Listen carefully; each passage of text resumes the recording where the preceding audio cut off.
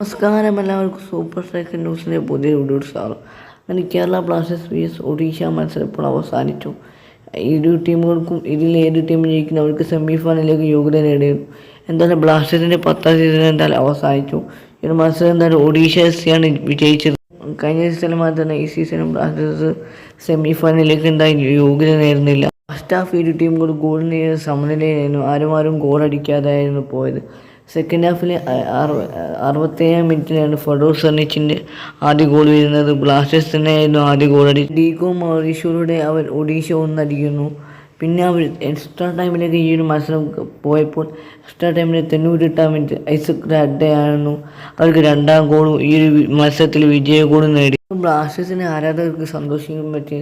ബ്ലാസ്റ്റേഴ്സിന് Uruguayan താരമായിട്ടുള്ള Audre Luna ഈ ഒരു മത്സരം കളിച്ചിട്ടുണ്ട്. സെക്കൻഡ് ഹാഫിലാണ് ലൂണ ഈ ഒരു മത്സരം. അതേപോലെ തന്നെ ബ്ലാസ്റ്റേഴ്സിനെ ആരാധകർക്ക് ഒരു സങ്കടപ്പെടുത്തുന്ന വാർത്ത എന്ന് പറയുമ്പോൾ നമ്മുടെ ഗോൾ കീപ്പറായ ലാറ ശർമ്മ പരുക്ക് പറ്റിപ്പോയി. ലാറ ശർമ്മ പോയി തൊട്ടിട്ടാണ് പിന്നെ നമുക്ക് ഗോളുകൾ കൺസിഡർ ചെയ്യാൻ തുടങ്ങിയത്.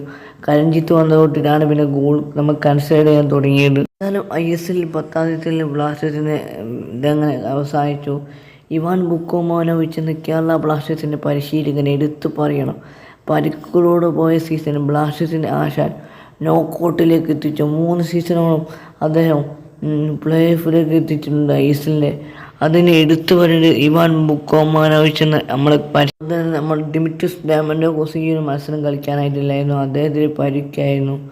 എന്തായാലും ISL 10ാം സീസണിലെ ബ്ലാസ്റ്റേഴ്സ് അങ്ങനെ അവസാനിപ്പിച്ചിരിക്കുന്നു. ഇനി ISL 11ാം സീസണിൽ നമ്മൾ തിരിച്ചു നല്ല രീതിക്കുള്ള സ്കോഡുമായിട്ട് തന്നെ നല്ല മികച്ച സ്കോഡുമായിട്ട്